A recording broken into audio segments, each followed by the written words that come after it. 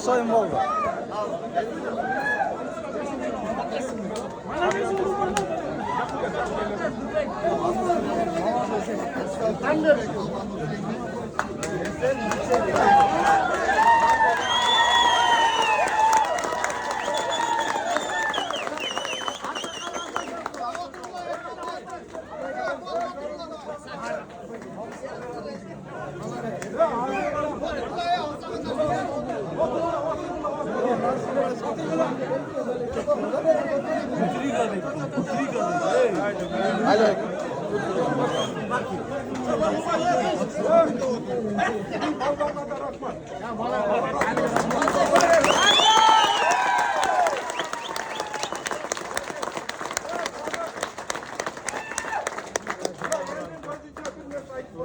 Bala yürünerek bala gel.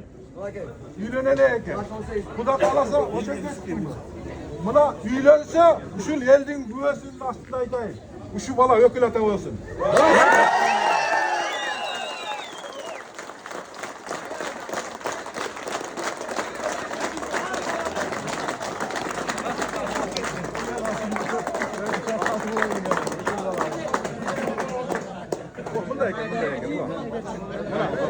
Öyle. Bundan böyle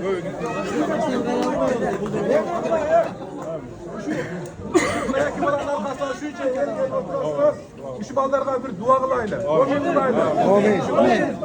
uzun olsun, gezolu çığ olsun, hırkımağı beken olsun, mertebesi uluk olsun. Amin. Hiç kaçan şu karmaşkan kolu açılaşmasın. Buna ben aytkan bayakı üylengende ökül ata, ökülene oluşup bular. Bundan da yakın olsun. Hep maşinede, akşada dünyada emez. Bu da kalırsa angakşan maşinenin mintasını tavatırgan bala, bundan kalırsa anla tavatırgan bala. Gerek olsa ökül ata koyduğunda maşine kadar gelmek bunga. Hala evi bizim şu imamımız Moldaki bir жақсы duasını versin. Gelgen meymanlarga, şu 2 yaşka, 2 baldarga bardığım. Amin. Gelin. Gelin. O yaratkan Allah, özüne şükürler basın. Maktolar basın. Bu jigit karı bala. O Aksu'da Kofran yarışka varganda dağı sponsor bolup arkasından bargamın. Bugün dağı nasip etip, şunday kol güreşine gelip oturabız. Allah Teala şu geleceğin Kuday Talam parlak kılsın. Şu balları gelip, arkasından gelip, şunca çakırık hazır olup gelipsinger, vardın ardın. Baldarınar Kırgız'ın jeleğe götüre durgan balдар olsun. Eldin namusuna jaragan balдар olsun. Bu baldarımızda da Kuday Talam güç kuvvet versin. Bunday jengişlerin göğün jengsin. Bu balağımızga dağı Kuday Talam gelecekte iyiliklerin göğün versin.